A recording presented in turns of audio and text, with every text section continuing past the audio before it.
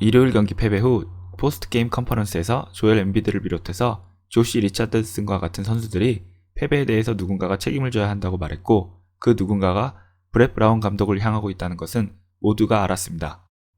사실 작년 플레이오프에서 토론토에게 진 뒤 지미 버틀러 또한 브렛 브라운이 현재 필라델피아에 필요한 사람이 아니다 라는 식의 인터뷰를 해서 이슈가 된 적이 있습니다.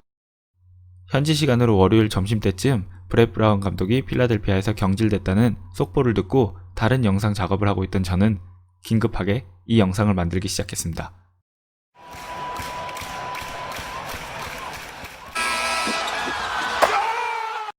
지미 버틀러는 최근 JJ 레딕의 포드캐스트에 출연해서 자신과 브라운이 공개적으로 싸운 일에 대해서 해명했습니다. 분석실에 들어가면 브렛이 자료 화면을 틀죠. 그러면 우리는 그걸 봅니다. 아무도 아무 말을 하지 않죠. 그냥 브렛이 틀어준 걸 보고 있어요. 브렛조차도 말이 없습니다. 차라리 그럴 거면 나가서 훈련을 하는 게 나아요. 그걸 계속 보면 뭐예요? 아무도 아무 말도 하지 않는데. 다들 부정적인 이야기를 하는 것을 두려워하며 좋은 말만으로 겉돕니다. 그렇게 몇 주, 몇 달이 흘렀죠. 우리는 포틀랜드에 시합을 하러 갔고 저는 누군가가 무슨 말이든 해야 한다고 생각했습니다. 그래서 제 생각을 이야기했고 브렛과 다투게 되었죠. 플레이오프가 시작하자 브렛은 갑자기 제게 볼 핸들러가 될 거라고 이야기했어요. 저는 갑자기? 아무런 언질도 없고 시몬스와 어떠한 소통도 없이 갑자기? 이렇게? 시즌 내내 벤이 하던 걸 갑자기 그렇게 바꾸는 것은 팀에게도 벤에게도 좋지 않은 일이었습니다. 토론토와 마지막 경기가 끝나고 경기장을 나오기 전에 이런 곳에는 더 이상 있을 수 없다고 결정했습니다. 이게 제가 필라델피아에서 작년에 겪은 일입니다. 일요일 필라델피아의 탈락 후 조엘 엠비드 또한 저는 GM이 아닙니다. 제가 결정할 문제가 아니에요. 농구 성적에 의해서 누군가를 판단하고 비판하고 싶지 않습니다. 우리는 좋은 시스템과 좋은 사람들을 가지고 있습니다. 라고 말하며 전체적으로 지미 버틀러의 말처럼 좋은 말로 둘러 표현하면서 부정적인 언급을 삼가했지만 뉘앙스는 누군가는 책임을 져야 한다는 것이었습니다. 그리고 뒤이어 인터뷰를 하게 된 조시 리차드슨은 지미 버틀러처럼 필라델피아에서 오래 뛰지 않았기 때문에 지미 버틀러가 말한 답답한 필라델피아의 분위기에 빠지지 않았고 질문에 대해서 피하지 않고 이야기합니다. 브렛은 분명 좋은 사람입니다. 그건 분명해요. 하지만 팀이 앞으로 나아가기 위해서는 누군가가 책임을 져야 하고 신뢰를 얻어야 합니다. 필라델피아에는 그럴 사람이 없어요. 저는 그게 문제라고 생각합니다. 아무도 총대를 매려고 하지 않아요. 쉬운 일은 아닐 겁니다. 이곳에 많은 사람들이 불편함을 느끼겠죠. 하지만 우승팀이 되고 싶다면 계속 변화해야 하고 그런 불편함도 이겨내야만 합니다. 처음부터 다시 시작해야 한다고 생각합니다.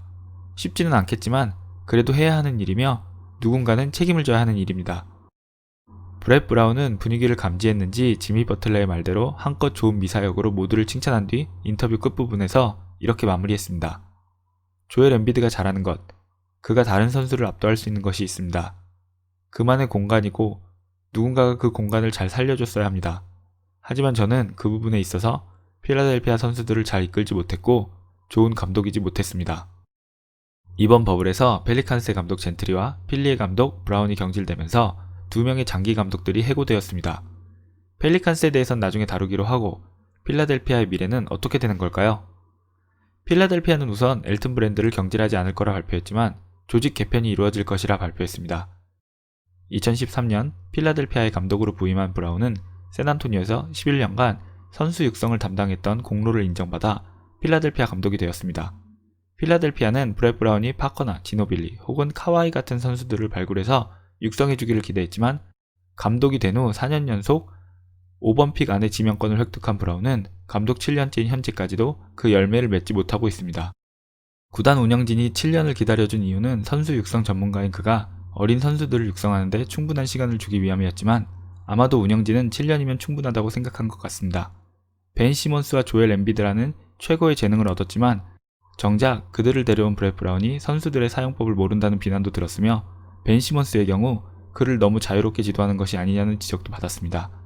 필라델피아의 브렛 브라운 감독 경질은 더 좋은 팀으로 거듭나기 위한 첫걸음에 불과합니다. 어쩌면 필라델피아의 팬들은 다시 4-5년 프로세스 2기를 지켜봐야 할지도 모릅니다. 내년 시즌 필라델피아의 셀러리 캡은 해리스에게 34밀리언, 엠비드에게 29밀리언, 시몬스에게 29밀리언, 그리고 호퍼드에게 27밀리언, 조시 리차드슨에게도 10밀리언을 지출해야 하는 상황입니다. 이 5명에게 이미 130밀리언이 넘는 연봉을 지출해야 하는 상황이며 이들 중 해리스, 엠비드, 시몬스, 호포드와는 이 계약이 2023년까지 묶여있다는 문제가 있습니다. 해리스와 호포드는 사실상 저 연봉에 트레이드는 불가능하며 시몬스와 엠비드 둘 중 한 명을 트레이드한다는 것은 리빌딩에 들어가겠다는 것을 선언하는 것이나 마찬가지입니다. 후임 감독이 누가 될지는 모르겠지만 엘튼 브랜드와 후임 감독은 정말 마법을 부려야 할지도 모르는 상황입니다.